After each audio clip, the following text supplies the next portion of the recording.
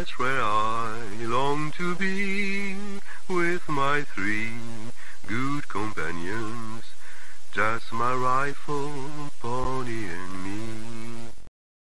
Microciné, bonjour ou bonsoir, ça va dépendre de l'heure à laquelle vous allez découvrir cette nouvelle vidéo. Alors, la personne qui se trouve à côté de moi, vous la connaissez, elle est déjà venue sur la chaîne pour nous parler d'un livre remarquable, Le cinéma de quartier avec Monsieur Dionnet, édité chez Carlotta. L'émission date d'il y a même pas quelques semaines, donc je suis très content qu'il revienne.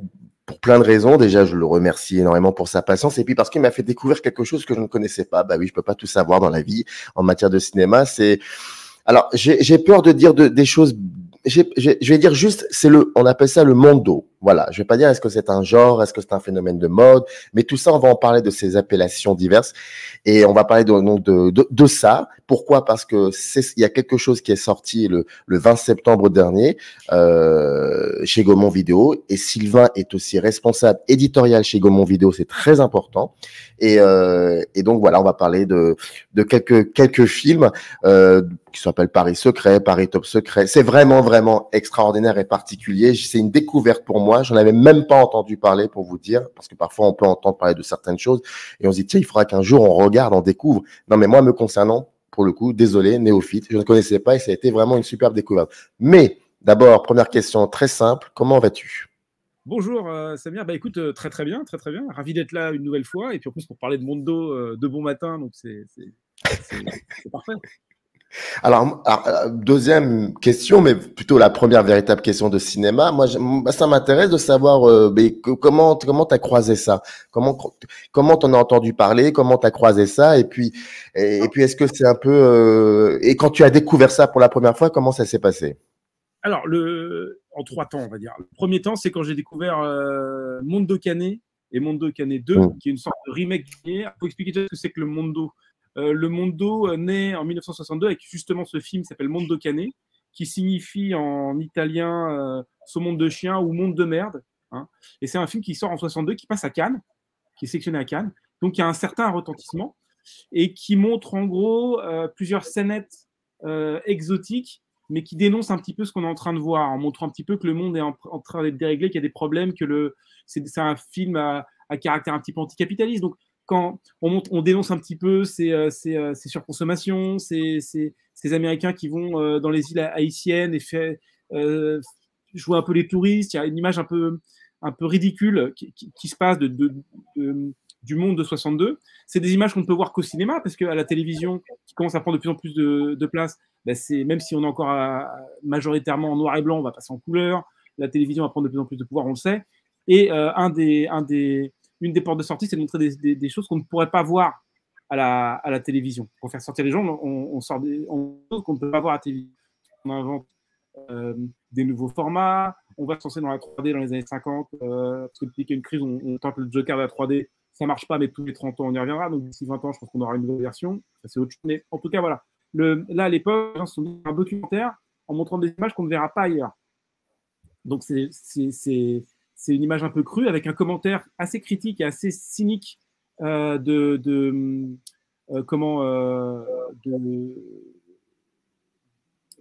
ce qu'on est en train de voir.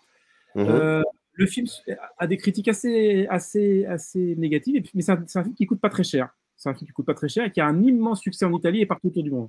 Donc les producteurs se disent, on peut faire des films qui ont du succès, parce que les gens veulent les voir, qui ne coûtent pas cher, et on va faire un cinéma d'exploitation parce que il suffit de promettre ce que les gens ne verront pas ailleurs.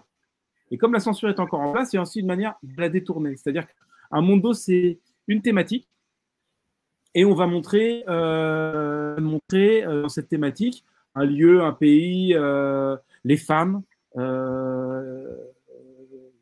l'Asie, etc. À partir de cette thématique-là, on va montrer un petit peu des scènes chocs et l'insolite et le leurre, mais très rapidement, à travers des séquences qui sont plus ou moins bidonnées, ça dépend. On est parfois entre les deux, on ne sait pas si c'est bidonné ou pas, on se doute que c'est bidonné, des choses qu'on pense être vraies, en fait c'est bidonné, des choses qu'on pense être fausses, en fait c'est en vrai. Donc il y a un jeu de réalité qui est assez passionnant, et puis il y a ce commentaire qui est là pour généralement critiquer ce qu'on est en train de voir, s'en moquer, et rassurer la censure et le spectateur. C'est-à-dire que le spectateur va se dire, attendez, regardez comme ils sont horribles ces gens-là. Moi, je dis souvent que c'est un peu vous êtes en voiture, vous partez l'été, il y a un accident de voiture. Ça arrive souvent. Vous faites la queue, et puis vous arrivez, vous ralentissez parce qu'il n'y a plus qu'une voie, et puis vous ralentissez, puis vous passez devant, il y a quelqu'un à votre gauche qui fait regarde là, il y a eu un accident, c'est là, hein. Regarde, c'est horrible. Là, regarde là, c'est vraiment insoutenable. Regarde là, le sang, les yeux, les machins. Je dis, mais en fait, si c'est insoutenable, je ne veux pas le voir en fait. Et bien, le mondo, c'est la petite voix qui vous tape sur les, la personne qui vous tape sur l'épaule et qui vous dit regardez pas, c'est horrible, etc. On dénonce, mais on vous le montre quand même. Donc il y a une sorte de côté un peu roublard là-dedans, qui est assez. Donc en 62, il y a ce film-là de Jacopetti, Prosperi, et je crois qu'il y a un troisième cinéaste qui lance la mode du mondo. Donc l'Italie va en faire énormément. Il va y en avoir aux États-Unis, il va y en avoir en Angleterre, il va y en avoir donc en Italie forcément, en Allemagne, en Asie, et ça a duré jusque dans les années 90-2000. Donc c'est très peu accessible parce que c'est tout un cinéma qui est un cinéma parallèle. C'est-à-dire qu'il arrive dans les salles de quartier, il n'arrivait pas dans les salles prestigieuses.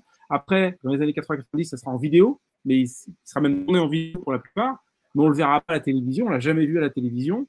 Et puis, dans les années 90-2000, il a disparu avec Internet et la télé trash qui est arrivée. Je pense que Paris Dernière est une sorte, d'une certaine manière, une sorte d'enfant illégitime et dégénéré de la télé, du mondo. Mais aujourd'hui, il existe sous d'autres formes, sous des formes de montage Internet, de vidéos un peu choc avec un commentaire. Je pense que c'est intéressant de regarder des vidéos complotistes aujourd'hui où les vidéos, c'est de réanalyser les scènes, regarder, il y a quelque chose d'affreux qui s'est passé, en fait, c'est ça le mouvement, etc. Souvent, quand on regarde la vidéo, on se dit oui, non, c'est juste quelqu'un qui passe au fond, etc. Mais c'est le commentaire qui fait la voix. Et tout ce système-là, c'est un peu la même recette que pour le mondo. Donc, la première fois que, pardon pour cette longue pour expliquer à peu près le genre, mais la première fois que j'ai découvert ça, c'est avec une édition d'un éditeur Neo Publishing, qui est un éditeur un peu culte, qui sortait plein de films italiens, des classiques et des choses un peu plus rares. Et donc, j'avais pris ce coffret qui avait un documentaire qui était assez passionnant où le réalisateur était interviewé. C'était vraiment passionnant. Mais j'apprenais que ce cinéma-là existait. Mais à travers ça, il y a très peu d'éditions DVD, même à travers le monde. Il fallait aller vers l'import pour aller choper ça aux États-Unis. Mais bon, je ne me suis pas intéressé. Le deuxième moment où je me suis intéressé, c'est quand un livre est sorti qui s'appelle Reflet dans un œil mort. Je ne l'avais pas sur moi, donc je n'ai pas pu le trouver. Il est épuisé maintenant, malheureusement, mais il paraît qu'il va ressortir en quelques mois. Reflet dans un œil mort de Sébastien Guéraud et Maxime Lachaud. Maxime Lachaud qui vient, qui du coup a accepté de faire les bonus de Paris Secret et Paris Top Secret, donc on y reviendra, analyse tout ce genre-là. Ils analysent par exemple une scène qui est dans Monde de Canet, qui est une scène un peu séminale et très importante, d'une tortue des Galapagos, je crois que c'est les Galapagos, qui va mourir en essayant de rejoindre la mer. Elle a pondu ses œufs et elle va essayer de rejoindre la mer, mais elle va mourir. Donc on voit une tortue devant nous qui est en train de mourir. Et donc le premier réflexe qu'on a forcément, c'est, mais en fait, c'est la question que tout journaliste doit avoir. Enfin, j'imagine, la morale de dire, mais au lieu de filmer, tu sauves la tortue, tu t'arrêtes la caméra, tu mets une voix off, tu trouves une astuce, mais tu laisses pas un animal mourir.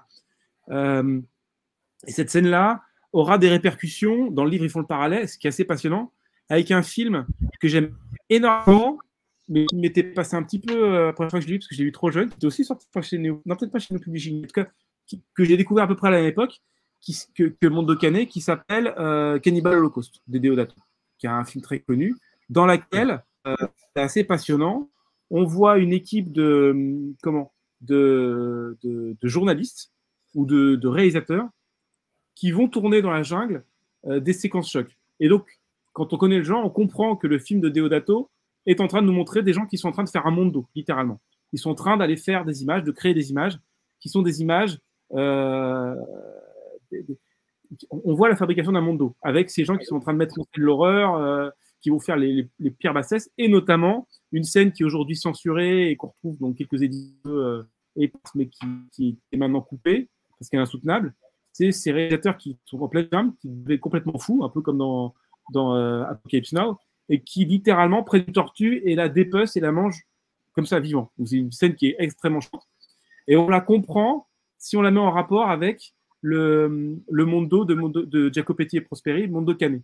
Donc, en fait, Cannibal Holocaust est la réponse fictionnelle ou fictionnalisée à cette dérive de cinéma. Donc, le film est donné à un genre qui est le film cannibal et le film gore, etc., qui a une marche importante dans ce cinéma. est aussi une critique de Mondo Cane et de ce cinéma du film Mondo. Donc, je trouvais ça assez passionnant. Mais je te coupe la parole et tu me diras si c'est une bêtise que je dis, mais Cannibal Holocaust, je me souviens qu'il y avait aussi il y avait eu cette rumeur comme quoi c'était vrai. C'est qu'à la fin, les reporters se faisaient effectivement dévorer parce qu'il y a toute une scène où tu as le caméraman qui est en train de se faire dévorer, puis la caméra qui tombe. Enfin, c'est une légende incroyable, ce film. Et puis il paraîtrait que le cinéaste a dû faire venir les acteurs et actrices pour dire non, mais regardez, c'est un film. Ouais, il a fait disparaître les acteurs pour, entre guillemets, créer le buzz à l'époque, enfin disparaître dans les années 70-80, peut-être un peu plus, les faire disparaître en 2010-2020, mais voilà, en fait, en gros, il a raté le profil bas, je sais pas, partir en vacances quelques mois, le temps que le truc tombe pour faire un effet. Et oui, tout à fait. Film qui a aussi inspiré Projet Blair Witch et qui a inspiré aussi toute la vague de fan footage. Donc c'est un film assez séminal, mais avant, lui aussi il a un ancêtre, c'est Mondo Cane. C'était très bien expliqué dans Reflet dans un œil mort, donc de Sébastien Guéraud et Maxime Lachaud, qui était une bible, un gros bouquin qui recensait quasiment tous les mondos et qui analysait ça et qui expliquait que c'était passionnant de tomber dans ce cinéma-là parce que sociologiquement, il y a quelque chose d'assez incroyable. C'est-à-dire que le Mondo, c'est un cinéma qui va s'adresser à une classe sociale précise. C'est ce qu'expliquait Maxime Lachaud, c'est-à-dire que c'est la classe moyenne. C'est-à-dire la classe basse, la classe moyenne et la classe supérieure, la classe bourgeoise, un peu noble. Et le Mondo va se situer à la classe moyenne. C'est-à-dire que les classes inférieures, on va s'en moquer, les immigrés, les clochards, les gens qui font des petits, la classe, on va vraiment s'en moquer. Dans Paris Secret, il y a par exemple notamment cette séquence de Hérisson. On l'évoque, voilà, comme ça. Mais c'est ça, on se moque un petit peu de séries étranges, etc. Ah là là, regardez comme ils sont barbares, ces autochtones. Et les classes supérieures, ce sont les classes bourgeoises qui font des bacchanales, des orgies, qui font de l'art, la décadence de l'art en filmant des... Alors, très très drôle, c'est des artistes aujourd'hui qui ont pignon sur rue et on dit c'est génial, on a des images de ces artistes. À l'époque, c'était plutôt pour se moquer. Et le commentaire en rajoutait une couche, notamment le commentaire de Bouteille et Garcin sur Paris Secret et surtout dans Paris Top, le commentaire de Philippe Bouvard, il est assez surréaliste et moqueur au possible. Parce que c'est un cinéma qui était très méchant et très, très moqueur. Et la troisième fois où j'ai découvert ça, alors à partir de là, j'ai essayé de trouver régulièrement le peu d'offres, entre guillemets, qu'on avait. Quand je me suis intéressé un petit peu à Lelouch, je me suis rendu compte qu'il avait fait un Mondo qui était assez dur à trouver. J'ai dit, quoi, il faut absolument trouver ça. Donc, j'avais réussi j'étais allé le louer, je crois, à Vidéosphère, Vidéosphère, je crois, qui était une des dernières VHS que j'ai loué. Essayer de voir ce Mondo assez déglingué, puis réalisé par Lelouch. Et voilà. Et puis, il y en avait un autre qui était retiré à un moment, une époque, passionnel, Paris interdit, et qui est une sorte d'ovni total sur le sujet. Donc, j'ai toujours gardé un œil sur ce qui se faisait comme Mondo et ce qui était disponible en édition vidéo, parce que ça sortait qu'en vidéo chez des éditeurs un peu fous. Et quand je suis arrivé chez Gaumont, donc il y a ma 7e année, je suis arrivé en 2017, ça fait 7 ans en janvier prochain, et j'ai regardé dans le catalogue ce qu'il y avait, et à un moment, je tombe sur Paris Secret, qui est un Mondo, je veux le voir, est-ce qu'il y a moyen de le voir? Bah non, il n'y a pas de matériel vidéo pour le voir, parce qu'il avait été coté, donc on n'a jamais fait de... En gros, la pellicule n'avait pas été digitalisée pour le passer aux chaînes de télé, pour qu'elle le passe, parce qu'aucune chaîne de télé n'allait passer ça, on ne présente pas ça, c'est trop sale. Donc moi, ça m'a... Je veux dire, il faut le voir, il faut trouver des copies, il faut trouver les droits, et on a réussi à... J'ai mis 5 ans à réussir à faire sortir non seulement, mais en plus nettoyer, d'après les négatifs originaux, Paris Secret, et puis l'année d'après, donc c'était Paris Top Secret, et donc je peux les proposer aujourd'hui. Ainsi que les Teenagers, qui est un troisième Mondo qui est un peu plus faible, qui est une sorte de bizarrerie. C'est vraiment un cinéma qui sociologiquement est passionnant. On a vraiment à condenser des années, alors 60, 70, 80, 90, et de tout ce qui faisait peur et choquait à cette époque. Je trouve ça assez extraordinaire. Comment doit se positionner le spectateur par rapport à… Parlons déjà des films, voilà, ces deux films-là, le Paris Secret, Paris Top Secret. Comment le spectateur doit se positionner par rapport à ces films-là? Il y a deux positions qu'on peut prendre. La position la plus… On est en 2022, la position la plus… qui serait une erreur, c'est de dire c'est choquant, c'est débile, il faut pas… Enfin… Il faut bien préciser que c'est pas juste un cinéma drôle, c'est un cinéma qui est raciste, misogyne, homophobe, qui montre un peu les thèses, qui est vraiment vendu comme étant un spectacle de foire, quoi. C'est du pur spectacle de foire, mais qui passe absolument aucun code d'aujourd'hui et qui ne peut que choquer. Il ne faut pas le regarder comme ça, il faut le regarder comme un produit de son époque, et donc un condensé de tout ce qui choquait à l'époque. Et puis, il faut aussi en rire, je pense. Donc, regardez ce cinéma-là en deuxième degré, d'un point de vue entre guillemets sociologique et d'un point de vue aussi historique. Je trouve que c'est assez passionnant. Déjà, Paris Secret. Alors, on propose donc, voilà, je fais un peu l'instant pub, on propose Paris Secret et Paris Top Secret. Donc, c'est un double. Alors attends, je vais te mettre en, je vais quand même te, voilà, c'est important qu'on voit le. Donc vas-y. On vient de sortir en DVD, mais surtout en Blu-ray, on l'a sorti en double programme, c'est-à-dire que vous avez Paris Secret et Paris Top Secret avec une jaquette réalisée par Marc Petit de Placat. Oui, j'écorche pas son nom. Donc on a fait un peu spécial dans une collection réversible pour l'occasion où on propose les deux films. Et Paris Secret, voilà le verso. Et Paris Secret, contrairement à Paris Top Secret, alors c'est les deux mêmes films, je veux dire, le Mondo fonctionne sur une recette précise, c'est-à-dire que quand on cherche peur, ça c'est l'autre jaquette. Voilà, hop, c'est. D'accord. Le Mondo propose est très codifié, c'est-à-dire que très rapidement, on sait qu'il faut montrer un truc qui est à peu près les abattoirs, un truc qui est un petit peu des scènes dénudées. Alors comment on montre des scènes dénudées? Ça se passe à Paris, vous verrez la Tour Eiffel, vous verrez les catacombes, vous verrez. Donc dans les deux films, vous avez la même chose. La grosse différence, elle est à deux niveaux. Premièrement, le premier est réalisé en 65, Paris Secret, et le deuxième est réalisé en 69, Paris Top Secret. Et donc en 65, on est assez pudique sur l'érotisme. En 69, on peut y aller. C'est bon, 68 est passé, on met sur des rails et on y va à fond.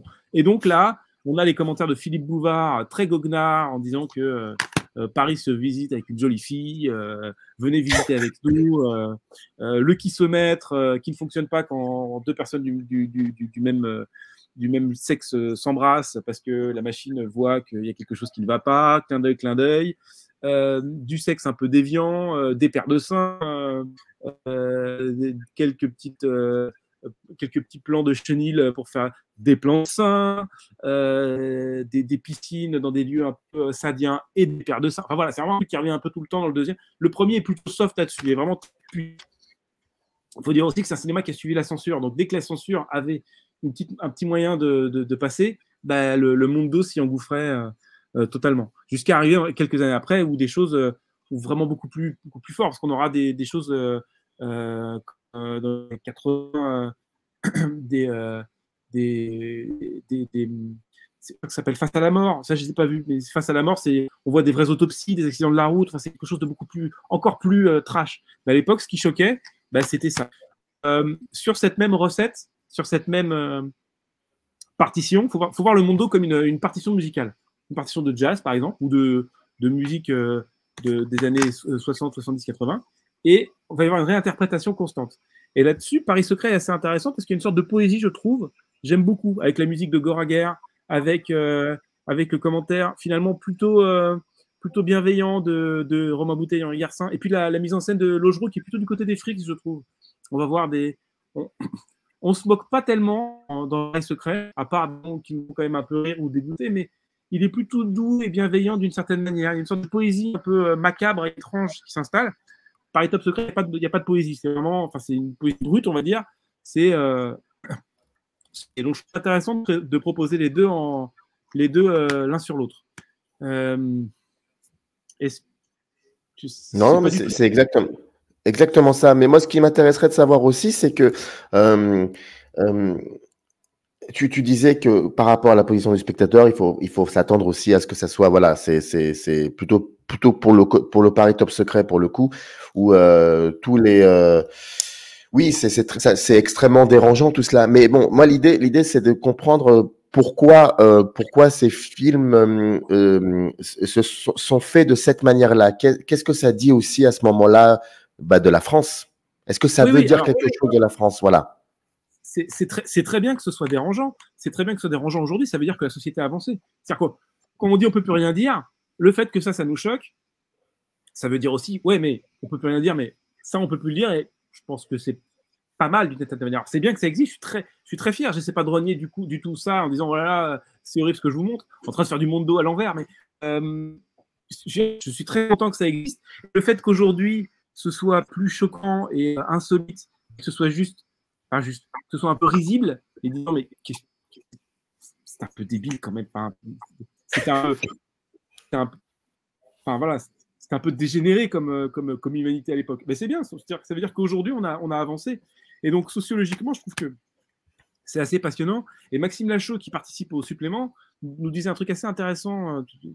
C'est quelqu'un qui a vraiment sur le genre notamment et sur plein de choses. Mais il me disait, ce qui est génial, c'est qu'on pourrait prendre les images brutes, les images, et mettre un autre commentaire et les monter différemment. On pourrait presque avoir un truc un peu plus doux et un peu plus bienveillant sur ce monde qui donnerait une image. Donc des images, historiquement, c'est des images d'une France, là de Paris en l'occurrence, mais ou d'un monde pour un monde italien, mais en tout cas pour ces deux-là, d'un Paris qui a disparu totalement. Donc rien que pour ça, je trouve que c'est assez passionnant de voir ça. Et puis interroger aussi son regard de spectateur, c'est toujours intéressant parce que pour avoir vu et revu les films, pour les vérifier, les visionner, etc., c'est vraiment des choses qui sont des purs produits d'exploitation un peu et puis qui vraiment disent quelque chose de la France, quoi. On se rend compte que encore une fois, moi, ce qui est passionnant, par exemple, c'est toutes les séquences dites décadence bourgeoise, les séquences de comment ça s'appelle, de happening ou de peintre. On a sorti un autre en DVD uniquement parce que celui-là était moins bien, qui s'appelle Les Teenagers, ce que je mets là, de Pierre Roustan. Et celui-là, c'est dommage, c'est un monde raté, mais il y a des images de Dali et de Paco Rabanne pour dire, peut-être pour montrer une certaine, pour s'en moquer un petit peu de ces personnages, mais personne ne remettrait en cause ces gens-là. Ces images-là arrivent et ça a une valeur historique incroyable, quoi. Se dire qu'en 69 ou 65, le tas choquait, il y a une séquence dans Paris Secret qui est assez étrange parce qu'on ne sait pas tellement où se positionner, on ne sait pas non plus où le commentaire se positionne. C'est la séquence où une personne de couleur est prise en photo un peu partout avec un top modèle. Et on ne sait pas exactement ce qu'on veut nous raconter, mais c'est un peu pour montrer une sorte de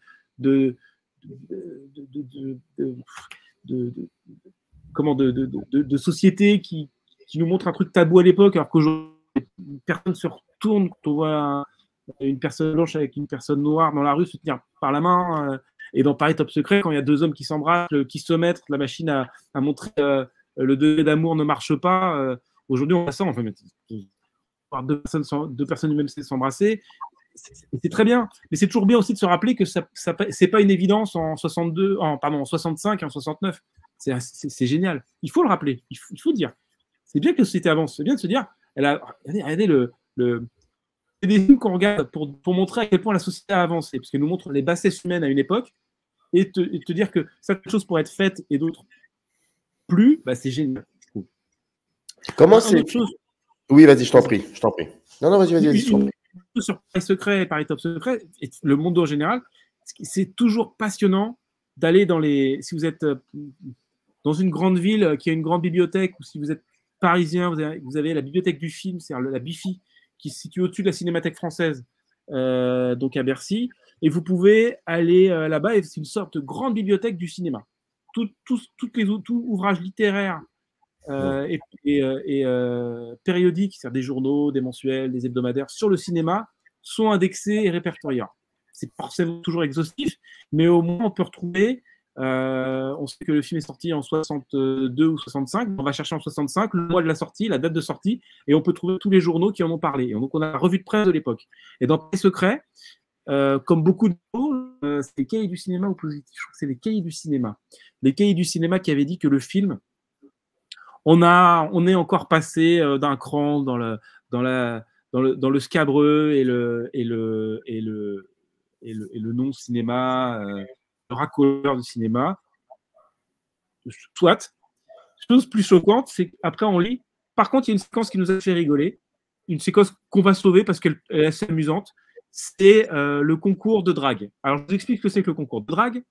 C'est soi-disant des timides qui sont à la fenêtre sur les Champs-Élysées d'un immeuble et qui regardent avec les jumelles quelqu'un qui, en caméra cachée, qui est le vrai sujet, va draguer des filles, ce qu'on appelle du harcèlement de rue aujourd'hui, mais c'est de la drague forcée, lourde, sur les Champs-Élysées. Son but, c'est qu'en 3 minutes, il doit récupérer, je ne sais plus le numéro, peut-être pas le numéro de téléphone, mais avoir un rendez-vous avec la fille.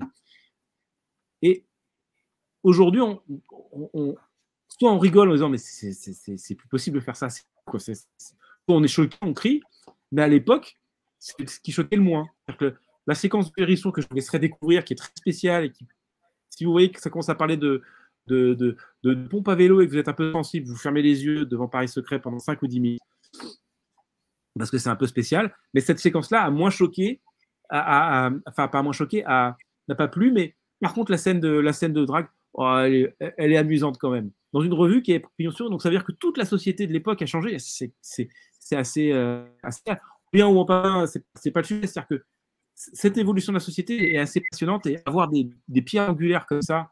Bon, il faut être un peu taré pour sortir ça en Blu-ray, donc je suis très content de l'avoir fait.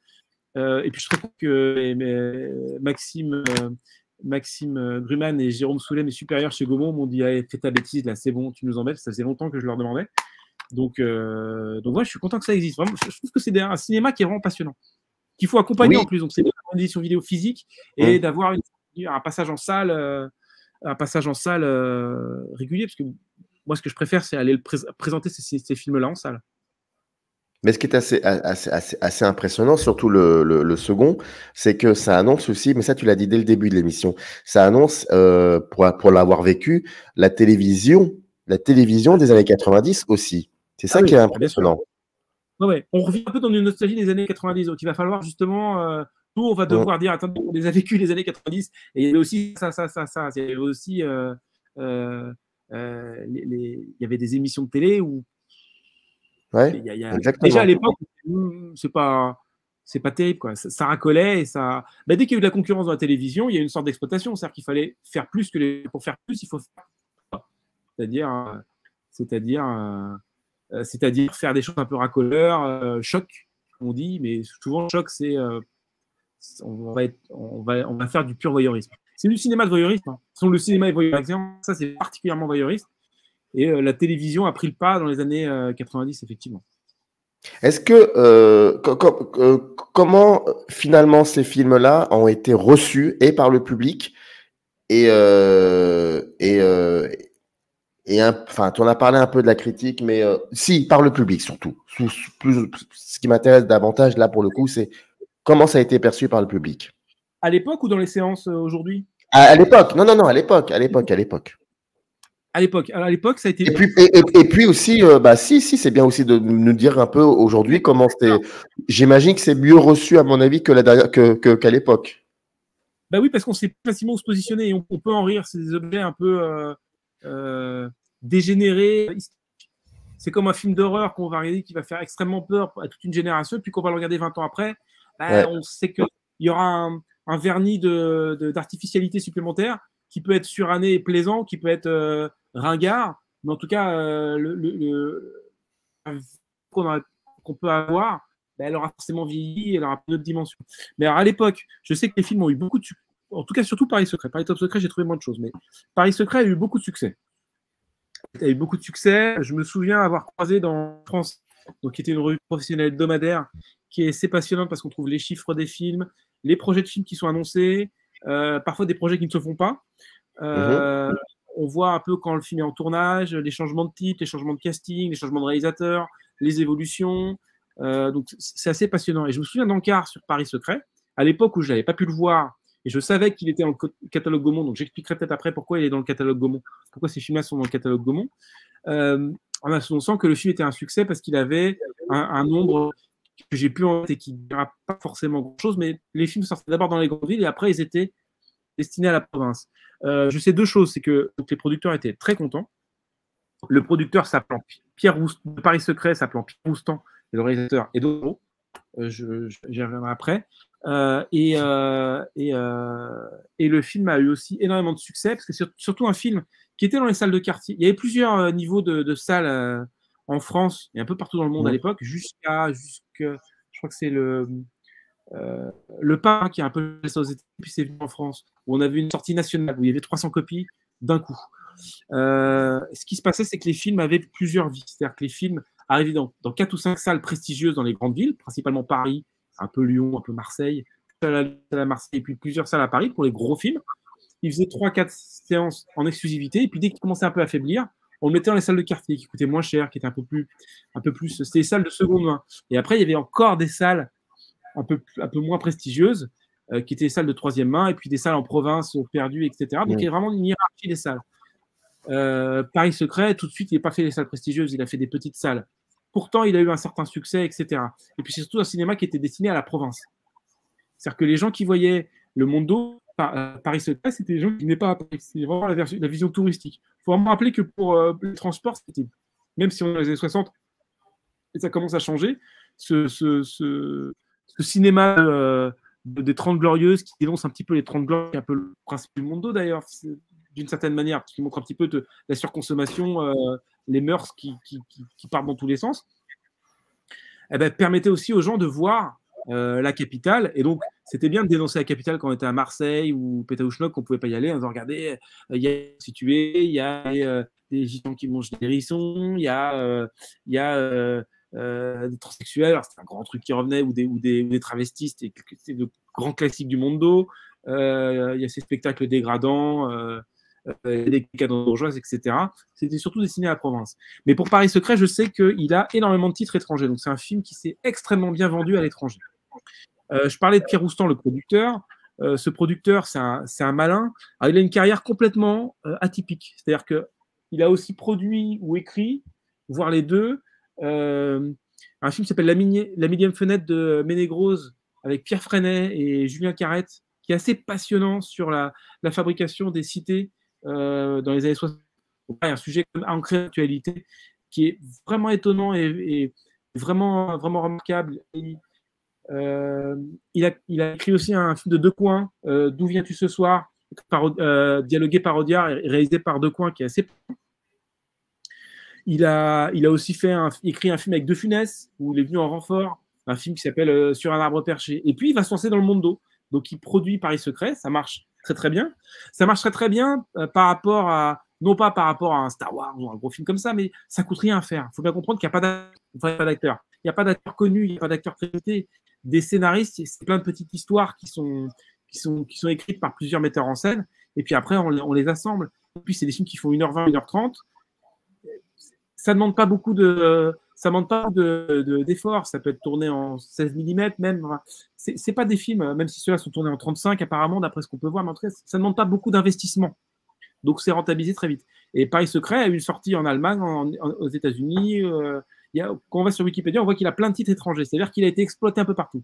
Donc, ça veut dire qu'il a eu une vie qui est extrêmement bien rentabilisée, même s'il n'a pas eu de passage télé par la suite. Mais c'est pas grave, c'était pas fait pour ça de toute façon. Donc, le producteur Pierre Roustan se dit il y a un truc à faire. Et donc, en fin 67, début 68, il se lance dans la production d'un film qui s'appelle Les Teenagers, qui est un autre Mondo. Il dit voilà, je vais faire mon Mondo, je vais passer à la réalisation, je vais faire Les Teenagers, qui est un Mondo de la jeunesse. Alors moi, quand j'ai vu qu'on avait ça aussi au catalogue, j'ai fait un Mondo sur la jeunesse qui sort en avril 68, donc un mois avant mai 68, ça doit être passionnant. Puis on regarde le film, oui, il est un peu atypique, il montre des choses un peu amusantes, mais c'est un peu étonnant, enfin, c'est un peu un documentaire un peu faiblard, j'ai pas ce que j'attendais. Et puis, en voir les rapports de la censure, je me rends compte, enfin, surtout venant de la part du producteur de Paris Secret, qui était un truc un peu plus choc. En regardant les rapports de la censure, je me suis rendu compte que le film avait subi plusieurs passages à la censure, et était OK. C'est-à-dire non, il passe pas, non, il passe pas, non, il passe pas. Et dans un rapport de la censure qui était dans une revue ou sur Internet, on m'a montré que la censure disait ce film peut dorénavant sortir il n'a plus rien à raconter, il ne dit plus rien. C'est-à-dire que comme il avait tous les sens, tous les côtés, bah, du coup, c'est un film un peu un peu étonnant. Et c'est le sentiment qu'on a devant le film. C'est-à-dire que le film qui aurait pu aller beaucoup plus loin, mais qui alors il fait quoi? Il fait 1h20. Bah, il a été tranché de tous les côtés. Voilà, c'est pas. C'est dommage. C'est pas grave. Le film a peut-être rapporté suffisamment d'argent, ou en tout cas, Roustan est motivé pour faire un deuxième Mondo après Heath Ledger. Et là, il va reprendre la bonne vieille recette de Paris Secret, et il va faire Paris Top Secret, qui est le Mondo, qui lui, pareil, en 69. C'est vraiment passionnant de se dire que les films ont 4 ans d'écart. On a vraiment l'impression qu'il y a 10 ans d'écart ou 15 ans d'écart. Et on voit le choc des. Pour bien comprendre le choc de 68, c'est vraiment idéal. C'est vraiment la même vision de Paris, l'une en 65, l'autre en 69, et c'est radicalement différent. Il faut savoir qu'entre les deux, il y a eu aussi un autre Mondo qui a été fait par l'assistant de Paris Secret, qui s'appelle Paris Interdit, par quelqu'un qui s'appelle Jean-Louis Van Belle, qui est l'assistant de Paris Secret, et qui est, lui, complètement fou et complètement. Il est même pas seulement du côté des frics, c'est que le réalisateur étant lui-même complètement. Il est malheureusement décédé il y a 2 ans, mais complètement frics. Il baigne là-dedans. Et donc le film est un peu fou en montrant des nazis nostalgiques qui remontent Paris au petit matin, donc des gens habillés en nazis. On sent que c'est complètement bidonné, qui remontent les Champs-Élysées avec des gens qui les regardent avec des gros yeux. Mais qu'est-ce qu'ils font? C'est assez délirant, quoi. Sachant que ça, c'est une scène qui, à mon avis, aujourd'hui, malheureusement, choquerait beaucoup moins que le reste du film. Exactement. Etc. Donc, c'est toujours intéressant de voir que la morale évolue dans un sens et dans l'autre, pas de manière linéaire, et voilà. Donc, c'est pour ça que le Mondo est passionnant. Les tabous de l'époque, on les a en concentré. Il y en a un que j'ai pas pu voir, que je vais juste citer, parce que je trouve que la séquence est très parlante. C'est pas un Mondo français, c'est un Mondo italien qui s'appelle Suède, Enfer et Paradis, qui est passé plusieurs fois dans les Nuits Nanarland et dans les un peu intérieurs. Et il y a une séquence, donc c'est des Italiens qui filment la Suède. Donc c'est la Suède, ce pays décadent, de gauche, socialiste, etc. Et il y a une scène qui est très parlante, c'est qu'ils montrent un endroit où on abandonne les enfants pour que les mères aillent travailler, etc., qui s'appelle les crèches. Ben oui, parce qu'à l'époque, les crèches, c'était complètement choquant pour les pays. Mais pour la Suède, ils avaient dit, bah, c'est intéressant, parce que les femmes peuvent aller travailler, donc elles sont plus libres, et les pères peuvent aussi peut-être participer. On verra ça dans 30 ou 40 ans, on verra. Mais en tout cas, la femme est peut-être plus libre en ayant les crèches, et voilà. Et sauf qu'en Italie, 5 ans avant que ça arrive, ou 10 ans avant que ça arrive en Italie, quoi? C'est horrible. Regardez, ils abandonnent leurs enfants. Donc, super. D'après ce qu'on m'a expliqué, je parle un peu que j'ai pas vu malheureusement, mais je veux bien le croire en ayant vu d'autres Mondo et d'autres films italiens. C'est extrêmement choquant d'avoir ces séquences-là pour l'Italie. Aujourd'hui, en regardant, en fait, ouais. Pareil, dans le monde de Canet, il y a une scène contre les péages automatiques. C'était les péages. Alors, ça va peut-être te parler à ta génération et à la mienne, mais celle d'après, la plus connue, parce que nous, on était les derniers, c'était les péages à pièces. Il y avait des paniers pour les péages. Ça a disparu parce que maintenant. Après, c'était les cartes, et puis maintenant, c'est même plus les cartes, c'est les bips. Mais à l'époque, dans le 62, ils expliquaient qu'aux États-Unis, ils avaient des grosses voitures et ils avaient trouvé un système pour aller encore plus vite. C'était les péages à pièces. On jetait les pièces, ça s'ouvrait et on perdait beaucoup moins de temps et c'était le futur. Aujourd'hui, on fait bon. C'est bien de se dire que tout ça, ça évolue et voilà.